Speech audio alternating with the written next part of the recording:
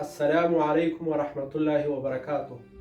امام شافعي رحمه الله فرمایي چې اول ځل حرام خوړل دا ډېر سخت وي، ځکه چې ستا د وجود هیڅ برخه حرامو سره بلده نه وي. ستا سترګو حرام لیدلی نه وي، ستا لاسونو حرام لیدلی نه وي، او ستا زړه د حرام نه بالکل خبر نه وي.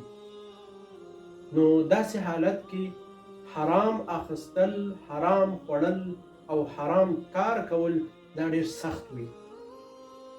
خو کله چې اول ځل حرام کار وکړ، یا د حرام مال ترلاسه کړ او یا د حرام مال وخوړل، د هغې نه بعد درته اسانېږي. دغه حرام کته کېږي ستا زړه ته، هلته ستا زړه کې ځای نیسي. بیا د هغې نه بعد ستا مینه ځان ته راجلبوي، او د هغې نه بعد ستا په زړه باندې دا حرام ولیکل شي، او یا دغه حرام ستا په زړه باندې مهر شي او ستا زړه ورسره بلد شي.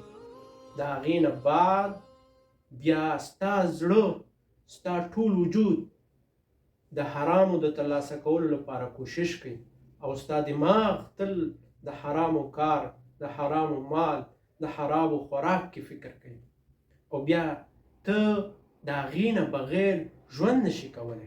موږ تاسو له پکار دي چې باید موږ خپل دماغ د حرامو افکارو څخه، د حرامو پلانونو څخه او د حرامو کارونو څخه وساتو، او همدارنګه خپله خېټه باید د حرامو خوراک څخه وساتو، او همدارنګه خپل جیب د حرامو پیسو څخه وساتو. ځکه چې که چېرې موږ په اول ځل دا حرام ترلاسه کړ او توبه مو نه ویستله، بیا هم حرام ترلاسه کړ، دا حرام زموږ زړه ته کته کېږي، هلته ځای نیسي، او بیا زموږ په زړه باندې دا مهر کېږي. بیا سخت دی چې انسان د حرامو کار څخه، د حرامو مال څخه ځان وباسي. الله تبارک وتعالی دې موږ ټول د حرامو څخه وساتي.